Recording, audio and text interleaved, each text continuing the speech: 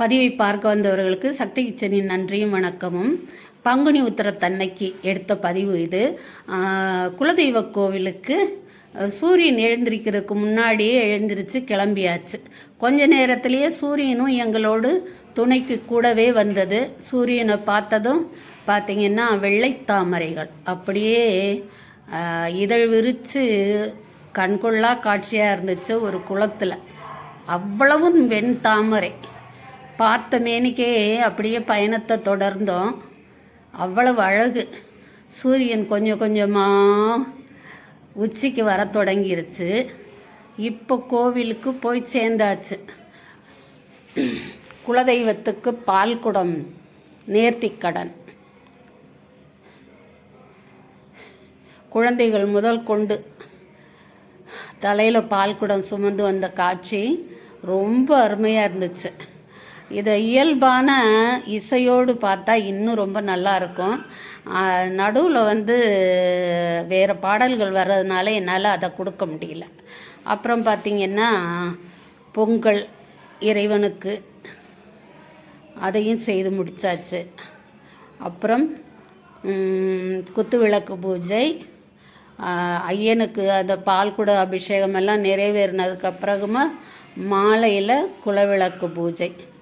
அப்புறம் சமைச்ச சாப்பாடை முதல்ல இறைவனுக்கு பிரசாதமாக நைவேத்தியம் பண்ணுற காட்சி. அந்த பக்கம் இருக்கிற தூத்துக்குடி, திருநெல்வேலி ஏரியாக்கள் பூராமே எல்லா குலதெய்வ கோவில்களும் இந்த விசேஷத்தன்னைக்கு ரொம்ப போக்குவரத்தெல்லாம் பயங்கரமாக இருக்கும். பார்த்திங்கன்னா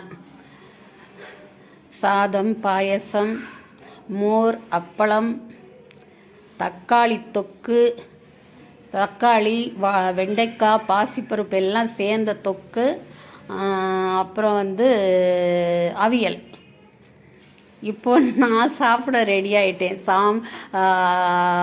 குலதெய்வத்துக்கு படைத்த பிறகு நான் சாப்பிட ரெடி ஆகிட்டேன்.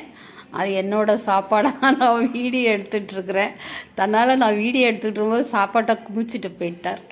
எல்லாம் முடிஞ்சு நடு இரவு பூஜை, இறைவனுக்கு குலதெய்வத்துக்கு அபிஷேகம் பண்ணுவாங்க நடு இரவில். அப்புறம் தேங்காய் உடைக்கிறது, காளாஞ்சி கொடுக்கறது எல்லாம் முடிஞ்சு திரும்ப வீட்டுக்கு வந்துக்கிட்டு இருக்கிறோம். எப்படி நாங்கள் கிளம்பும்போது சூரியன் கூடவே வந்ததோ அது மாதிரி ராத்திரி நாங்கள் விடியற்காலம் நடு இரவு பூஜையெல்லாம் பார்த்துட்டு விடிய காலம் நாங்கள் கிளம்பும்போது எங்கள் கூடவே வீடு வரைக்கும்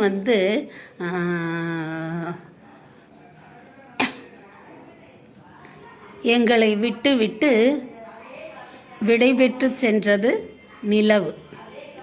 இந்த பதிவு உங்களுக்கு பிடிச்சிருந்துச்சுன்னா ஒரு சப்ஸ்கிரைப்பும் லைக்கும் போட்டு உங்களுடைய குலதெய்வ கோவிலுக்கு போன அனுபவத்தையும் சொல்லுங்கள். அதுக்கப்புறம் மறந்துடாமல் சமைச்சு ஷேர் பண்ணுங்கள், லைக் பண்ணி சாப்பிடுங்க, சந்தோஷமாக கமெண்ட் பண்ணுங்கள், சப்ஸ்கிரைப் பண்ண மறக்காதீங்க.